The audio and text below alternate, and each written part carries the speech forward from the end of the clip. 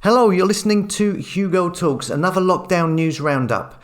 Another look into the mouth of madness, which is, if you get a chance, is an interesting movie. It's called In the Mouth of Madness, which is about a book that is written that seeds madness in the minds of less stable readers. It's about someone realizing that their reality is a fiction and ends up going mad. And sometimes when you look at all of these crazy stories I see in the media, I can see how that might be possible. That's why I always say look at these stories objectively and don't get caught up in them. That's easier said than done. As I've said before, I feel there are stories, most stories are deliberately being fed out into the populace whose aim is to disorientate, to enrage, to anger, to confuse.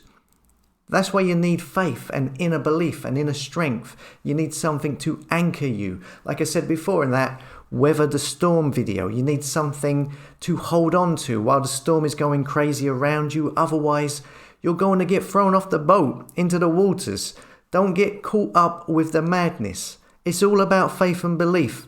They want you to abandon inner belief and faith so that you end up having belief and faith in them, so they can make decisions for you.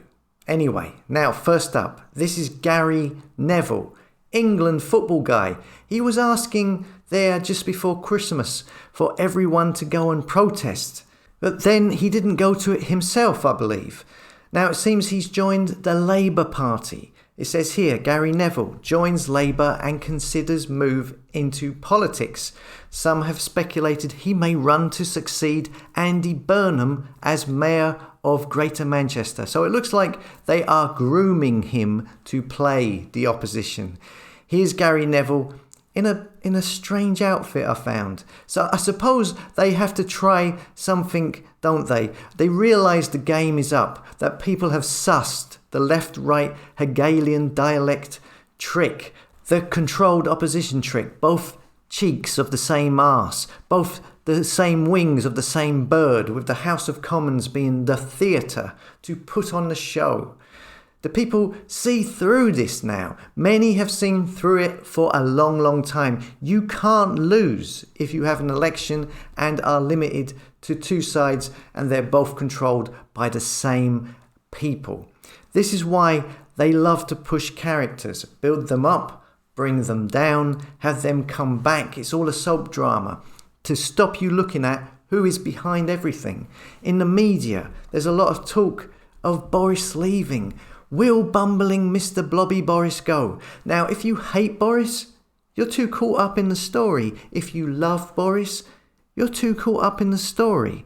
If you're completely indifferent and you don't care and realise it makes absolutely no difference who is the supposed leader, puppet tyrant, and it's the entire system from the ground up that needs changing, then you're in the right place. It says here, Boris Johnson's office apologises to Buckingham Palace for parties on eve of royal's funeral. Staff partied with alcohol and loud music on evening before Prince Philip's funeral. Ooh, you can't do that. Partying the night before the royal family member's funeral. You see how the system works there? They make that out to be a big deal. And it probably is in their world. You can't do that. You're supposed to go out, get your black suit on and walk around with a frown on your face for a couple of months afterwards in honour of the special people with the little crowns on their heads from the small gene pool. And Boris has had to say sorry to the Queen for the Queen and country. And all I see here on social media, everyone is talking about this. Why does anyone care about Mr. Blobby Boris?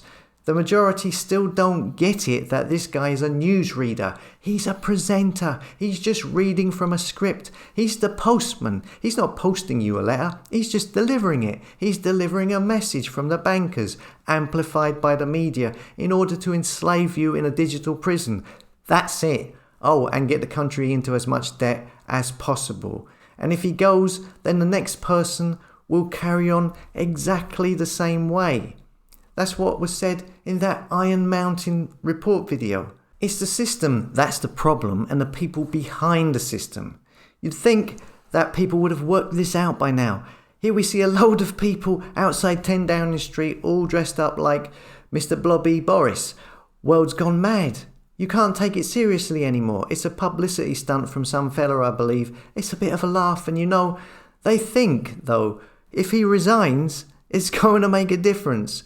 You're better off getting the people who support him to resign, the ones lower down the ladder, the ones that are doing the work, the ones that actually keep the system ticking over. More desperate, transparent propaganda.